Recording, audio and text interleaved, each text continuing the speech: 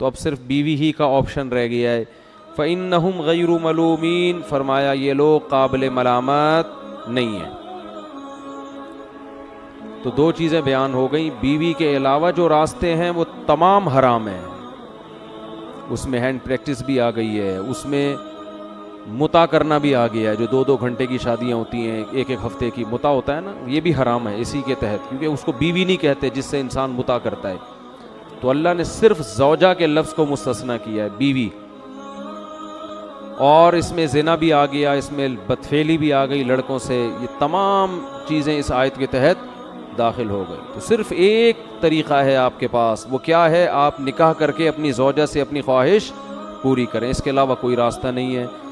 ایک بات تو یہ پتہ چلی. دوسری یہ پتہ چلی فَإِنَّهُمْ غَيْرُ مَلُومِينَ، جو نکاح کر کے اپنی خواہش پوری کرتا ہے یہ لوگ قابل ملامت بولو نہیں. تو ہمارے ہاں 2 قسم کے فنٹر مارکیٹ میں پائے جاتے ہیں. ایک فنٹر وہ ہیں جو لبرلزم کی انتہا کو پہنچے ہوئے ہیں. وہ کہتے ہیں گرل فرینڈ رکھ لی، اگر کسی سے تھوڑی بہت کچھ ہو گئی، جیسے یونیورسٹی میں ایک دوسرے کو پرپوز کیا نا، انہوں نے گلے ملے، تو ایکچولی اس میں کوئی اتنا بڑا مسئلہ نہیں ہے، ایسی خام خمیں، ذرا دل صاف ہونا چاہیے انسان کا. یہ بھی فنٹر گیری میں ٹاپ پہ پہنچے ہوئے ہیں. جب گلے مل ہی لیے تو اب آگے تکلف کی ضرورت کیا ہے؟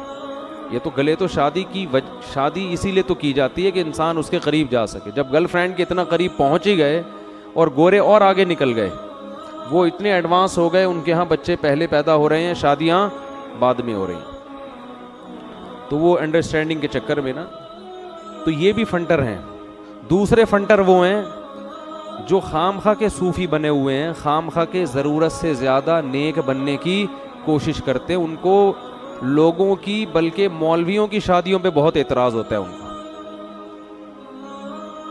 کیونکہ اس فیلڈ میں زیادہ آگے کون ہے؟ مولانا ٹائپ کے لوگ ہی ہیں. عام لوگ تو ڈر رہے ہوتے ہیں نا، وہ تو شادی بھی لیٹ کرتے ہیں، پھر کرتے بھی ہے کہ. تو اللہ نے بیوی کے ذریعے، چاہے پہلی بیوی ہو، دوسری ہو، تیسری ہو، چوتھی ہو، جب تک وہ بیوی میں کی فہرست میں 5ویں پھر بیوی نہیں ہو سکتی، اس سے نکاح ہوتا ہی نہیں ہے اسلام میں. سمجھتے ہو کہ نہیں سمجھتے؟ وہ بیوی کے لفظ اس پہ صادق ہی نہیں آتا نا. جیسے کوئی عورت عدت میں ہو اور وہ کہیں اور شادی کر لے، ایسے بھی کیسز آ رہے ہیں. طلاق ہوئی، ابھی عدت پوری نہیں ہوئی ہے، کہیں اور شادی کر لی، تو جہاں وہ شادی کرے گی تو وہ شادی اسلام میں منعقد ہی نہیں ہوگی، تو وہ اس کی بیوی بنے گی ہی نہیں، زنا ہی ہوگا وہ. تو اسلام نے بھی کچھ شرطیں بتائی ہیں نا. تو 4 اگر کسی کی موجود ہیں تو وہ 5ویں کرے گا تو وہ 5ویں ہوگی نہیں، وہ بیوی کہلائے گی نہیں. تو جب تک بیوی ہے تو اللہ نے، اگر کوئی شخص نکاح کے ذریعے اپنی خواہش پوری کرتا ہے تو اللہ فرما رہے ہیں یہ قابل ملامت، بولتے کیوں نہیں ہے. تو اس معاملے میں بھی فنٹر بننے کی کوشش نہ کیا، خود سے فیصلہ نہ کیا کریں ابے وہ یہ کیا کر رہا ہے، ابے اس کو دیکھو کیا ہو گیا. اچھا، اس میں بھی بہت سے، جلدی سے یہ کر کے، میرا آج یہ ٹاپک نہیں ہے، بہت اہم ہے، مضامین ہے آگے. ایک فنٹر گیری اس میں یہ بھی ہوتی ہے کہ چلو بیوی کرنی تھی تو خوبصورت لڑکی کیوں تلاش کی ہے. اس پہ بھی لوگوں کو کیا ہوتا ہے، پیٹ میں مروڑ، کہ چلو کسی نے شادی کرنی ہی تھی تو خوبصورت سے، کم عمر سے کیوں کی. اس میں تکلیف اس کو ہونی چاہیے جس کو پیغام نکاح بھیجا ہے کہ آپ کی عمر زیادہ، بڑھاپا آپ پہ آ رہا ہے، بال آپ کے سفید ہو گئے، تو آپ کو میرے لیے پیغام بھیجتے ہوئے شرم نہیں آتی؟ اس کو تکلیف ہونی چاہیے نا، جو 17 سال کی، 16 سال کی، 18 سال کی ہے.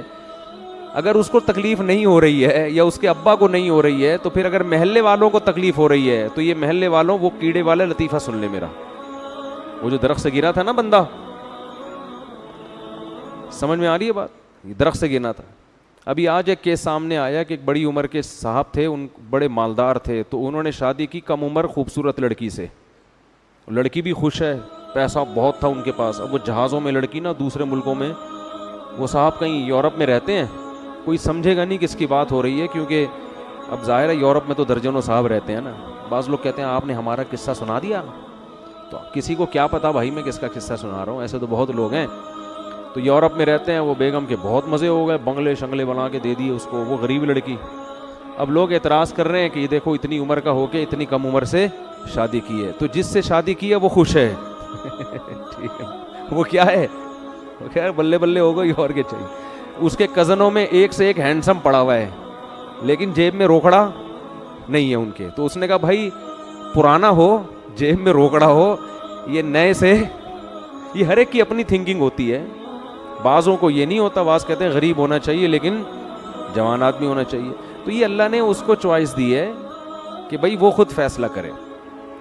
تو یہ آپس کی انڈرسٹینڈنگ ہوتی ہے کون کہاں شادی کر رہا ہے. تو جہاں بھی جو کر رہا ہو نا وہ ان کا آپس کا معاملہ ہوتا ہے, اس میں کباب میں ہڈی بننے کی کوشش نہ کیا کریں. اللہ سے دعا مانگا کریں اللہ مجھے بھی کوئی دلا دے, بس اتنا حق بنتا ہے آپ کا.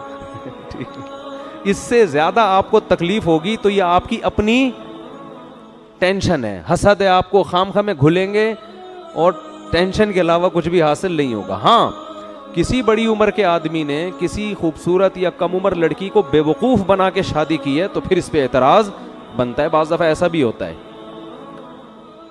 ایسے کیسز آئے ہیں کالے کولے لگا کے بندہ جوان بن کے چلا گیا, بعد میں پتہ چلا یہ تو سارا حلیہ ہی بگڑا ہوا اس آدمی کا, شناختی کارڈ میں عمر چھپا رہا ہے اپنی, جھوٹ بول, وہ تو پھر دھوکہ ہے نا. یا لڑکی کی مرضی کے بغیر اس کو زبردستی باپ نے اس کی شادی کر دی. بعض علاقوں میں ایسا ہوتا ہے کہ لڑکی کم عمر ہوتی ہے, باپ بڈھے لوگوں سے اپنی کم عمر بچی کی پیسوں کی لالچ میں شادی کر دیتا ہے, تو یہ بھی حرام ہے, ناجائز ہے. سمجھتے ہو؟ اس پہ آواز اٹھنی چاہیے. لیکن اگر ایسا نہیں ہے تو پھر جو جہاں کر رہا ہے بھائی یہ ان کا آپس کا ہیڈ ایک ہے, کیونکہ اللہ نے فرمایا کہ جو اپنی زوجہ کے ذریعے خواہش پوری کرتے ہیں یہ قابل ملامت نہیں ہے. ایک بات. دوسری بات یہ, بلکہ تیسری بات, کہ نکاح کا بنیادی مقصد خواہش پوری کرنا نہیں ہوتا. جو عزت دار لوگ ہوتے ہیں نا ان کے نکاح کے دوسرے مقاصد زیادہ ہوتے ہیں. جیسے ہمارے نبی صلی اللہ علیہ وسلم نے جو نکاح کیا تو پہلی شادی حضرت خدیجہ سے کی, آپ کی ایج 25 سال اور حضرت خدیجہ کی ایج 40 سال. تو ظاہر ہے اس میں تو عیاشی تو پیش نظر معاذ اللہ ہو ہی نہیں سکتی. پھر آپ نے بہت ساری بیوہ عورتوں سے نکاح کیا. امی عائشہ سے نکاح کیوں کیا؟ وہ کم عمر تھیں. علماء کہتے ہیں پیغمبروں میں عورتوں میں کوئی پیغمبر نہیں آتا, تو ہمارے نبی چاہتے تھے کہ ایک ایسی کم عمر لڑکی سے نکاح ہو کہ آپ کے دنیا کے سے جانے کے بعد ان کی اتنی ایج ہو کہ وہ لوگوں کو علم سکھا سکیں, نبی کے سائے میں نہ پروان چڑھیں. تو حضرت عائشہ کو یہ فضیلت ہے کہ وہ بچپن سے لے کے جوانی تک کس کے سائے میں چھاؤں میں پلی ہیں؟ سید الانبیاء کی, جس کا فائدہ یہ ہوا کہ آپ کے دنیا کے جانے سے بعد امی عائشہ کو بہت موقع ملا ہے علم کو دنیا میں پھیلانے کا. لوگ شادی کر رہے ہوتے ہیں نا کسی عالمہ سے کہ مدرسۃ البنات بنواؤں گا میں, ہوتا ہے کہ نہیں ہوتا؟ ایسے بہت سارے کیس ہمارے پاس آئے ہیں. بھائی عالمہ چاہیے تاکہ وہ کیا بنے؟ مدرسہ چلائے. بہت سے پڑھے لکھے لوگ کسی پی ایچ ڈی لڑکی سے شادی کر رہے ہوتے ہیں, یا کسی ڈاکٹر سے شادی کر رہے ہوتے ہیں, یا کسی پروفیسر سے. ان کا ارادہ ہوتا ہے کوئی اسکول کھولنے کا. تو یہ بھی حکمتیں ہوتی ہیں. تو ہمارے نبی نے جو امی عائشہ کی عمر کم تھی اور ان سے جو نکاح کیا اس کی بنیادی, یہ اللہ کا فیصلہ تھا, بنیادی وجہ علماء بیان کرتے ہیں تاکہ آپ کو علم کی اشاعت کا موقع ملے. اسی وجہ سے علماء کہتے ہیں کہ آدھا علم اس امت کو اکیلی حضرت عائشہ سے ملا ہے. اور صحابہ کرام اپنے بچوں کو حضرت عائشہ کی بہن کا دودھ پلایا کرتے تھے تاکہ یہ بچے بڑے ہوں تو ان کا امی عائشہ سے پردہ نہ رہے اور علم سیکھنے میں کوئی رکاوٹ نہ ہو. کہاں سے کوفہ, بصرہ, دمشق سے لوگ حضرت عائشہ کے پاس آیا کرتے تھے اور مسائل پوچھا کرتے تھے ان سے, کیونکہ گھریلو زندگی جتنی حضرت عائشہ جانتی اتنی کوئی اور نہیں جانتا تھا. تو پیغمبروں کا مقصد محض خواہش پوری کرنا نہیں ہوتا, اور عزت دار آدمی کا بھی یہ مقصد, اصل مقصد یہ نہیں ہوتا. لیکن اگر کسی کا بالفرض یہ مقصد ہے تو بھی وہ قابل ملامت نہیں ہے. بتانے کا مقصد یہ, عزت دار لوگ کے نظر میں یہ دوسری چیز ہوتی ہے خواہش پوری کرنا, اصل تو ان کے دوسرے مقاصد ہوتے ہیں. اولاد سب سے بڑا مقصد ہے. لیکن اگر بالفرض کوئی آدمی یوں ہم کہہ لیں کہ ہے ہی ٹھرکی, معذرت کے ساتھ, اس کا مقصد صرف اپنی خواہش برائے خواہش ہی ہے اور کچھ بھی نہیں ہے, تو بھی ہم اس کو گالیاں نہیں دے سکتے, برا بلا نہیں کہہ سکتے. یہ کہیں گے یار اپنا ذوق تھوڑا سا اونچا کرو, معیار تھوڑا اونچا کرو. نہیں آ رہی بات؟ جیسے کچھ لوگ کھانا کھاتے ہیں زندہ رہنے کے لیے, کچھ زبان کے چٹخاروں کے لیے کھا رہے ہوتے ہیں. تو جو چٹخارے کے لیے کھائے گا اس کو کوئی برا تھوڑی کہے گا اگر وہ اپنے پیسوں سے کھا رہا ہے. دیکھو ایک آدمی گول گپے کھا رہا ہے, اب آپ گئے اس کے پاس, کیوں کھا رہا ہے بھائی گول گپے, کیا اس سے تیرے مسل بڑھ جائیں گے ہیں, یا پروٹین کی جو کمی ہے وہ پوری ہو جائے گی؟ وہ کہے گا بھائی گول گپے سے بڑا مزہ آتا ہے یار, تو ذرا تو ایک نوالا لے کے دیکھ, مزہ نہ آئے پیسے واپس. وہ چٹخارے لے کے کھا رہا ہے, آپ کہہ رہے ہو ہیں دنیا کا عاشق شہوت پرست انسان, شرم نہیں آتی تجھے, چٹخارے لینے کے لیے گول گپے کھا رہا ہے, ناک بہری ہے تیری, آنکھوں سے پانی نکل رہا ہے, اور منہ کا حال دیکھ اپنا جا کے, اور گالیاں دینا شروع کر دی آپ نے. تو وہ جواب میں کیا کہے گا؟ بھائی تیرے پیسوں سے لے کے کھا رہا ہوں میں, جو تجھے اتنی تکلیف, اپنے پیسے ہیں نا, کھانے تھے, اور چیز بھی حلال ہے. کسی عالم کا فتویٰ ہے کہ گول گپے اسلام میں حرام ہے؟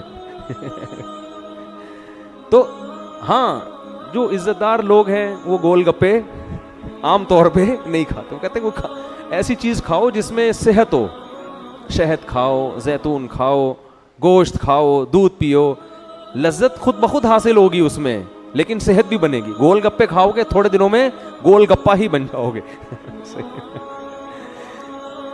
تو تھوڑی بہت ہلکا پھلکا سمجھایا تو جا سکتا ہے, لیکن قابل ملامت نہیں, حلال چیز ہے, حلال چیز ہے.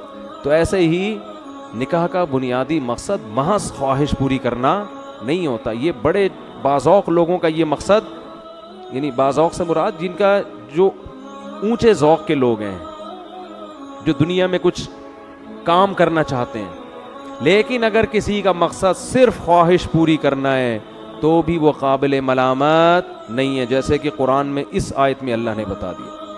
تو اگر کوئی اپنے خرچے پہ شادی کر رہا ہے, خود ٹیڑھا میڑا آڑا ترچھا نیلا پیلا توند نکلی ہوئی ہے, اور کسی حسینہ سے شادی کرتا ہے اور حسینہ کو بھی کوئی اعتراض نہیں ہے, تو پھر آپ کو بھی کوئی اعتراض نہیں. آپ کو یہ اعتراض تو ہو سکتا ہے کہ مجھ سے کیوں نہیں کی, ٹھیک ہے نا, یہ اعتراض آپ کا بنتا ہے. تو اگر وہ آپ کو کہہ دے بھئی آپ مجھے سمجھ میں نہیں آ رہے تھے, تو پھر وہ جس سے چاہے کرے. تو یہ آج کل ہمارے معاشرے میں ایک بہت بڑا المیہ ہے, اور یہ عورت کے لیے بھی ہے.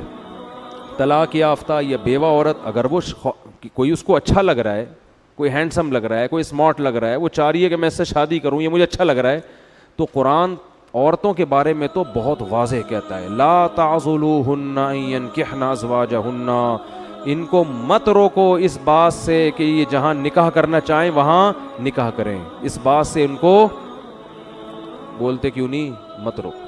ایسے کیسز اب بھی آ رہے ہیں, تو میں بہت کم فون سنتا ہوں, لیکن جب بھی سنو کوئی نہ کوئی کہانی سامنے آتی ہے.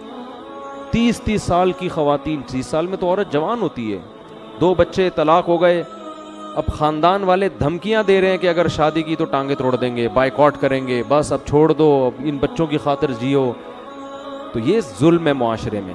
تو جیسے مرد کو اجازت ہے, اللہ نے عورت کو بھی اجازت دی ہے کہ, تو نکاح پہ کوئی پابندی نہیں ہے بھائی.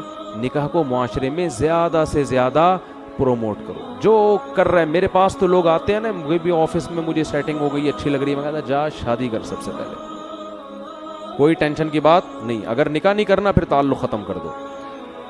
تو اللہ نے جس چیز کی اجازت دی ہے, ہمیں فنٹر بننے کی ضرورت نہیں ہے, اور حد سے زیادہ حدود سے آگے نکلنے کی ضرورت نہیں ہے. تو فرمایا فَإِنَّهُمْ غَيْرُ مَلُومِينَ, یہ لوگ قابل ملامت نہیں ہے. فَمَنِ ابْتَغَىٰ وَرَاءَ ذَلِكَ, جو نکاح کے علاوہ کوئی اور راستہ تلاش کرے گا, فَأُولَٰئِكَ هُمُ الْعَادُونَ, یہ لوگ اللہ کی حدود سے تجاوز کرنے والے